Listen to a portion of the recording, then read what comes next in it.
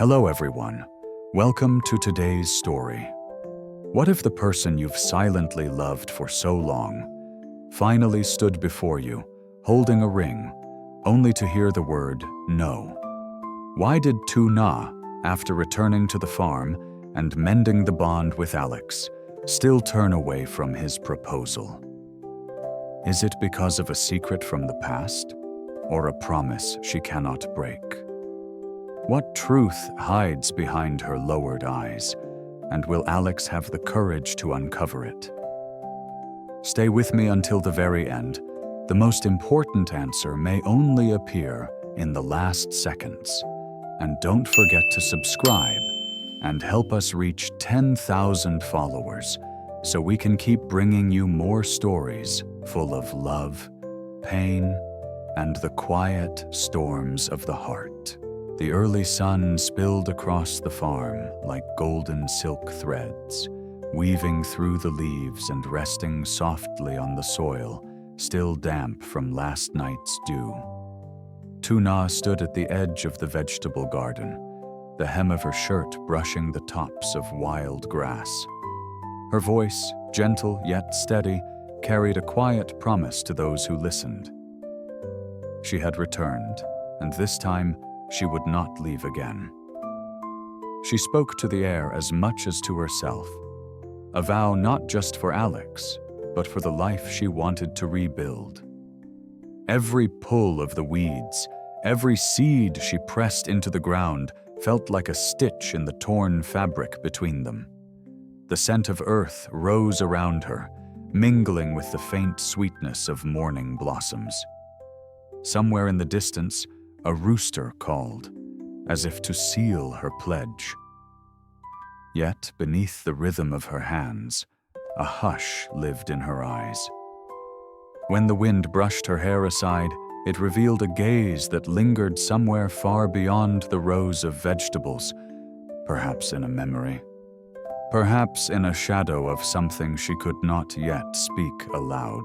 She paused, leaning on her hoe, and looked toward the line of hills that guarded the horizon. A faint smile touched her lips when she thought of the monk who once gave her shelter.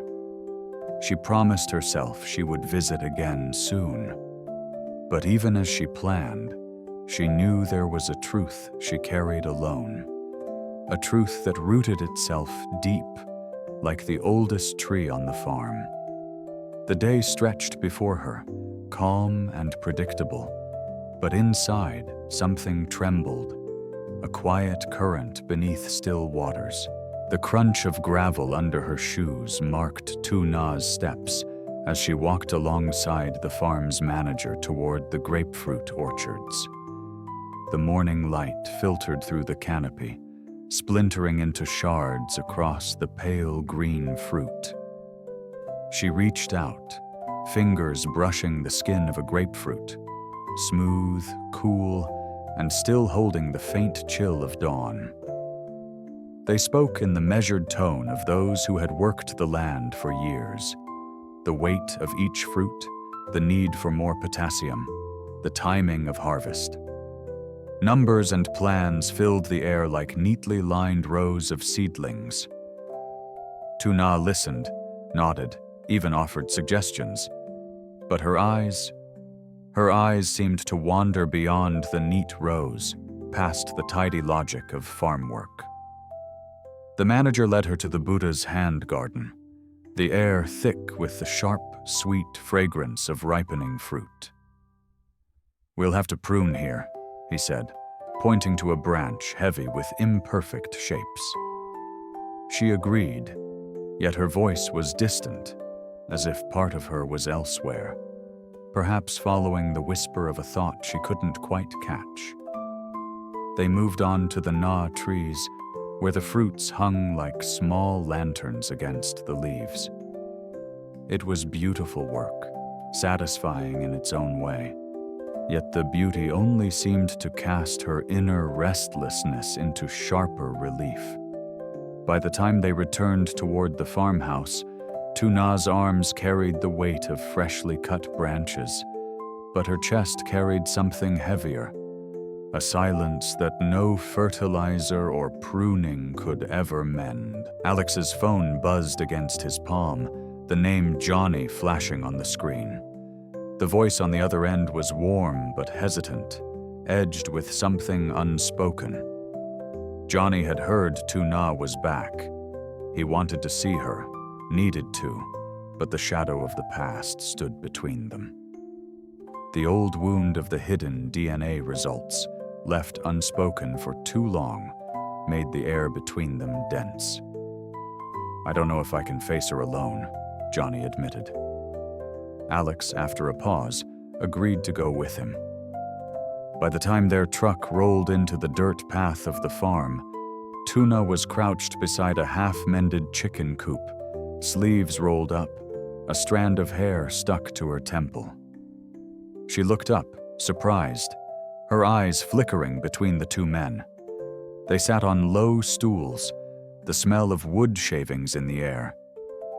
At first, the conversation was careful, as though they were stepping barefoot across glass.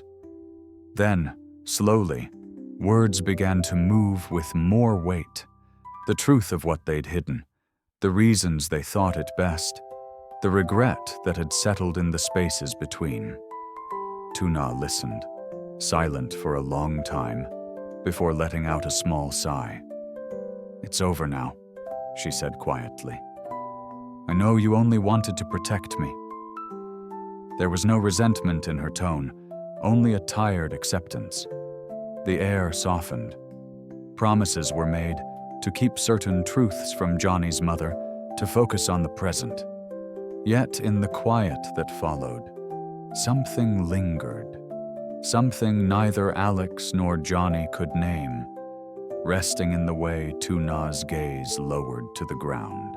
The conversation drifted toward another thread: Johnny's search for his sister. His voice changed when he spoke of it, low and deliberate, as if naming something fragile. In Tuna's hands was an old photograph, edges worn, colors faded, but the girl in it looked impossibly familiar. It was this picture, and the words once whispered by the monk, that hinted at a link between Tuna and the sister Johnny had been chasing for years.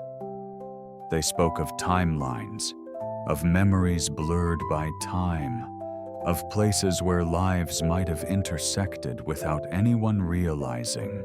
Johnny's eyes carried both hope and uncertainty, a man leaning toward the past while standing in the present.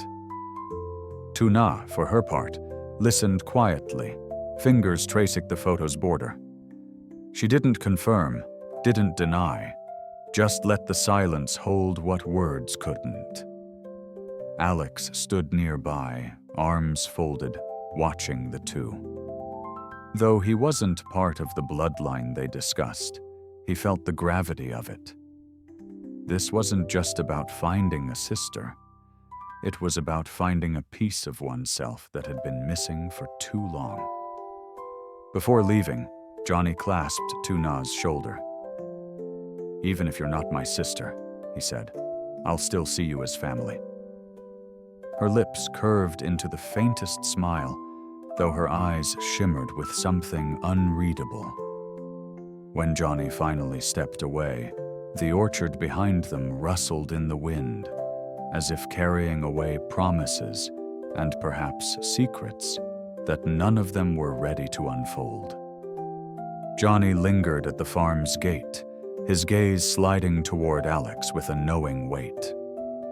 "You care for her," he said simply, as if stating the color of the sky.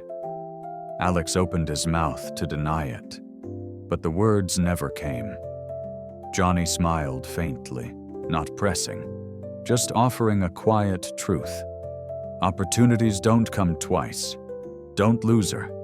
The remark sank deep, rippling through Alex long after Johnny's figure disappeared down the dirt road. That night, in the small hum of his apartment, Alex found himself replaying every moment. The way Tuna's laugh carried like wind through leaves, how she bent to her work with a grace that seemed unplanned yet deliberate, The decision came quietly, like the turning of a page. He would tell her. No half measures. No waiting for a better time that might never arrive. The next morning, Alex stood in the soft glow of a jewelry store. Glass cases glinted under warm lights, each holding small, perfect circles of possibility. His hand hovered over a velvet tray before choosing a ring. Simple, luminous, its band catching the light like water.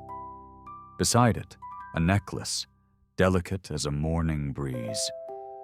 As the shopkeeper wrapped them, Alex imagined them resting against Tuna's skin, imagined her smile when she saw them. The image warmed him, but it carried a shadow, too.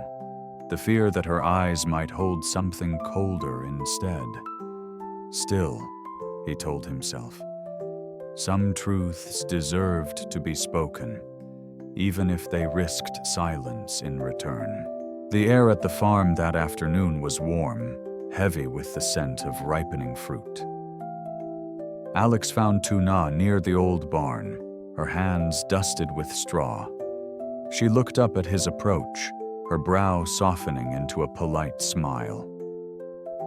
"I brought you something," he began, his voice steadier than he felt. From his pocket, he drew the small box, its hinges creaking as it opened to reveal the ring and necklace. Sunlight caught on the gold, throwing a brief shimmer between them. Tuna's eyes widened, not with the flutter of surprise he'd hoped for, but with a kind of stillness, like water gone suddenly calm. "I've liked you for a long time," Alex continued, each word careful, deliberate. "You're strong, gentle, and the thought of a life without you." He paused, drawing in a breath. "I want to marry you, Tuna." The quiet that followed stretched thin. She glanced at the ring, then at him, her lips parting as if to speak, but no words came at first. Finally, in a voice barely above a whisper, she said, "I can't." She placed the box gently back into his hands, her touch light yet final. "I'm sorry," she added, eyes lowering, as if they could no longer bear the weight of his gaze. Alex stood rooted, the orchard wind brushing against his skin. The gifts in his palm felt heavier than any weight he had carried before. Between them, the space filled with all the things she hadn't explained. Tuna turned away first, her footsteps soft against the dry earth, carrying her back toward the rhythm of farm work as if nothing had happened. The sun slipped lower, draping long shadows across the rows of trees. Alex remained where he stood, the ring box closed now, its edges pressing into his palm. He wanted to call after her, to ask why, but something in her posture, the slight hunch of her shoulders, the way her hands moved quickly as if to keep busy, told him the answer wouldn't be simple. Perhaps she wouldn't even give it. From where he stood, he could hear the faint clatter of tools, the rustle of leaves disturbed by her passing. Each sound seemed to fold her further away from him, like a page turning toward another chapter he wasn't yet allowed to read. The orchard around him felt different now. The same breeze that once carried hope now whispered of something hidden, some private burden she had chosen to carry alone. Alex closed his eyes briefly. If there was a reason for her refusal, he would find it, not to change her mind, but to understand. The truth was there, somewhere between her silence and her smile, waiting like fruit that ripens only in its own time. As her figure vanished behind the barn, Alex exhaled slowly. This was not an ending. It was the beginning of a search for her heart and for the quiet truth it held. And that's where today's story leaves us, with Alex standing in the fading light, a ring in his hand, and 1,000 unanswered questions in his heart. Why did Tuna refuse him, even after all they had shared? Is her heart tied to a past she can't escape? Or is she protecting Alex from a truth too heavy to bear? Sometimes, love isn't lost because it's unwanted, but because it must wait.